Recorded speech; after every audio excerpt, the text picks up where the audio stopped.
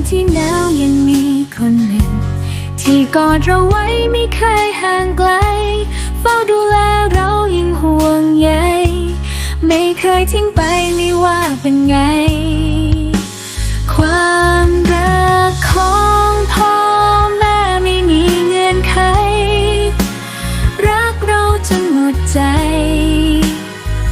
ไม่หวังอะไรแม้ว่าโลกนี้จะโหดร้ายแต่รักของท่านยังคงอยู่ข้างใน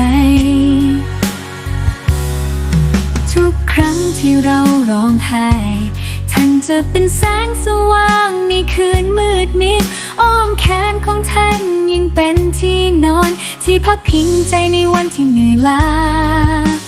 ความรักของพ่อแม่ไม่มีเงื่อนไขรักเราจนหมดใจไม่หวังอะไรแม้ว่าโลกนี้จะโหดร้ายแต่รักของท่านยังคงอยู่ข้างในแม้เวลาเปลี่ยนไปแต่รักนี้ไม่เคยลบเลือนเพราะท่านคือหัวใจที่รักเราไม่มีวันเปลี่ยนไป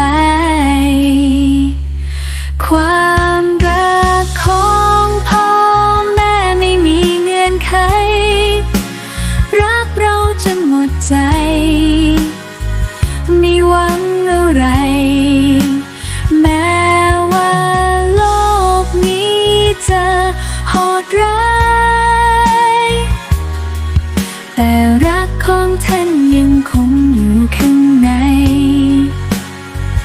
ขอบคุณที่รักเราโดยไม่มีวันท้อความรักของพ่อแม่ยังคงเป็นแสงสว่างในหัวใจจะรักท่านตลอดไปเพราะท่านคือคนที่รักเราเสมอมา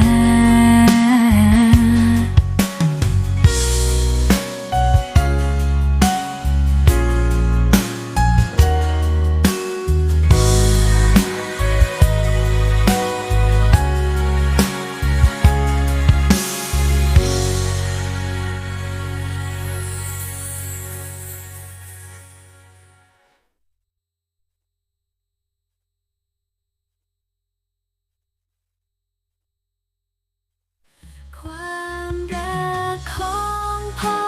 แม่ไม่มีเงื่อนไขรักเราจนหมดใจไม่หวังอะไรแม้ว่าโลกนี้จะโหดร้ายแต่รักของท่านยังคงอยู่ข้างในแม้เวลาเปลี่ยนไป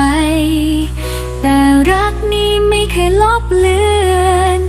เพราะท่านคือหัวใจที่รักเราเสมอมา